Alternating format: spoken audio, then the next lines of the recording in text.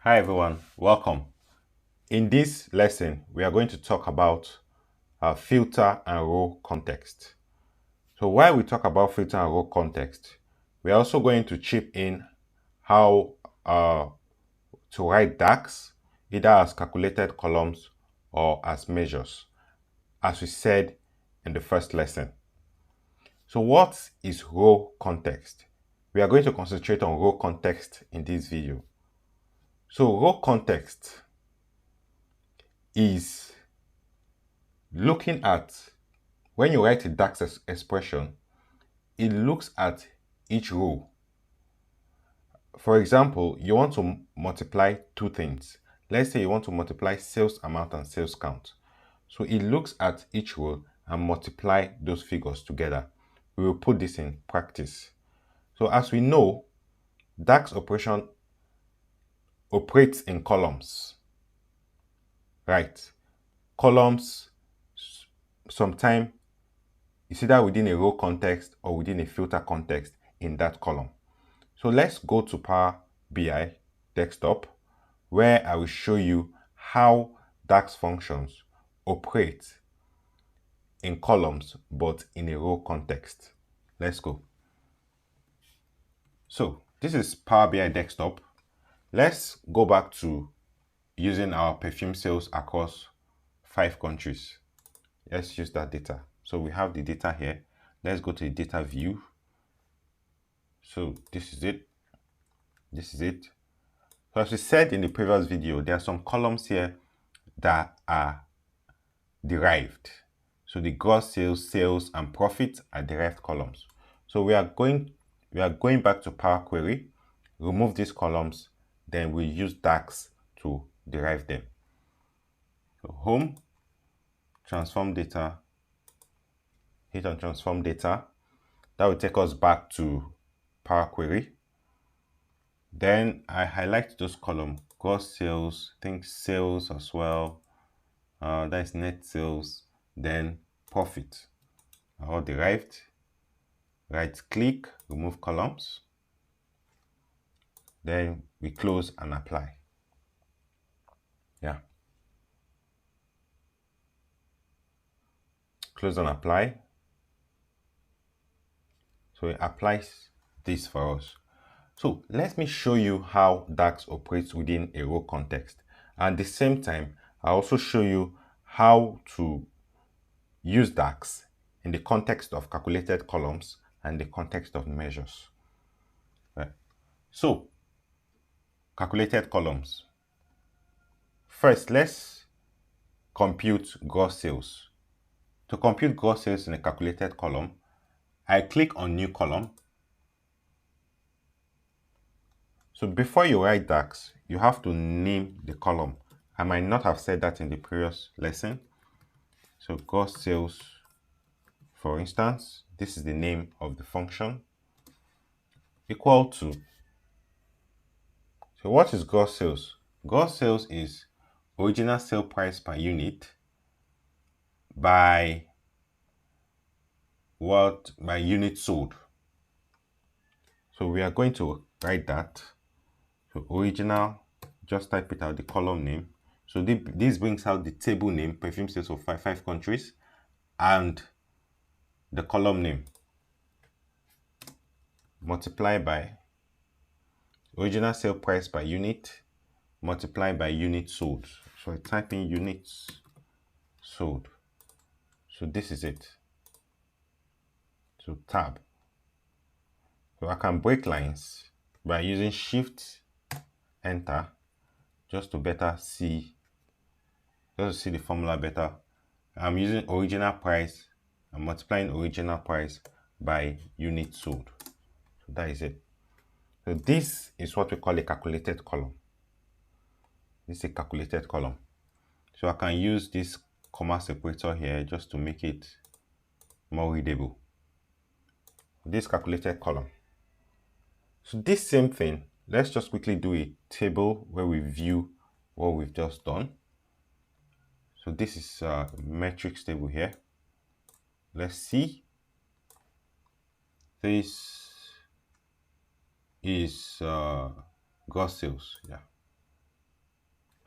So that's the number. Let me increase the size a bit on this format, and I can just type in size. So and increase this size a bit so to be more readable. Oh, that's the column header. So let me go to text, increase that a bit.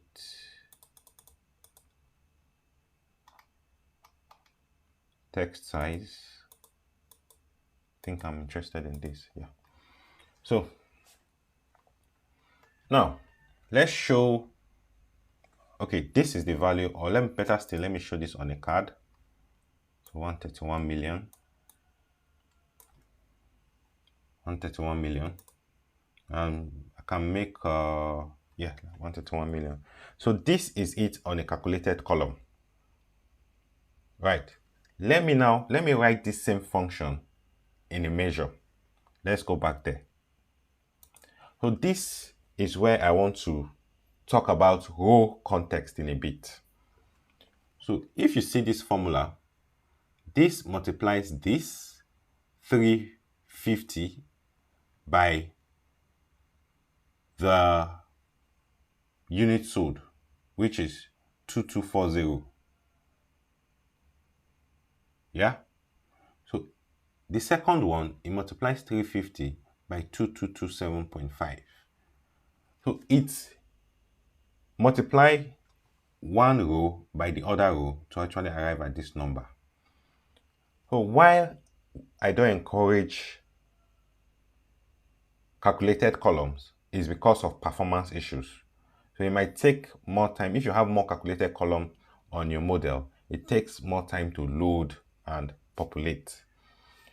So instead of this, so row context is just you are multiplying one value by the other value within the same row, or you are dividing, or you are subtracting just within the same row. That is a row context. Yes. Now, I'm going to show you how to use an iterative function to arrive at the same number using a measure. So a measure will not appear in this table as this calculated column is appearing, but it will give us the same results. So let's quickly write a measure that calculates the gross sales by multiplying the unit price and the unit sold. So let's write it.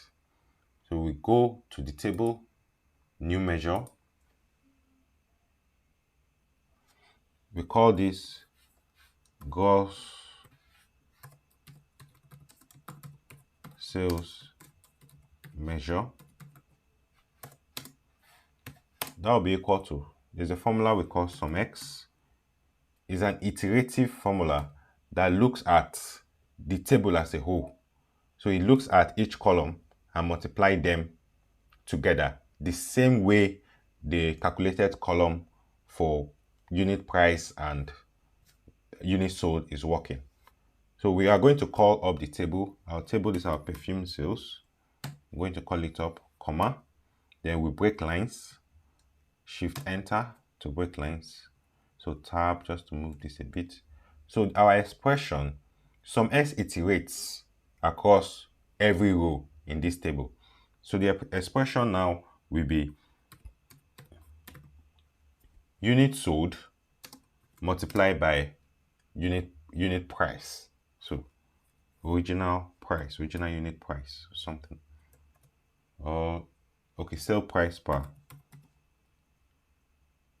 sale price. Okay, original sale price per unit. That is it. So I can still further break this line. So shift enter for just to make it readable. So I click on enter. So this measure, as I've written, gross sales measure, is not featuring anywhere in this table. As you can see, it's not showing up, it's not coming up anywhere. There's no column showing this particular gross sales measure. So again, I'll make it more readable. So let's go back to our cards. Let me duplicate this card. Okay, so I have the measure somewhere here, gross sales measure. Measure can be, you can put the measure anywhere, it will still function as it will function. So let me put this measure, gross sales measure. You can see 131 million. So it returns the same thing. So for performance issues, so we preferably we go with measure. So to just write this. So I encourage you to just take this file, write the other iterative function to determine net sales and profit. So write the iterative function, do the calculated column version, then do the measure version. So that will be all for this lesson. See you in the next lesson.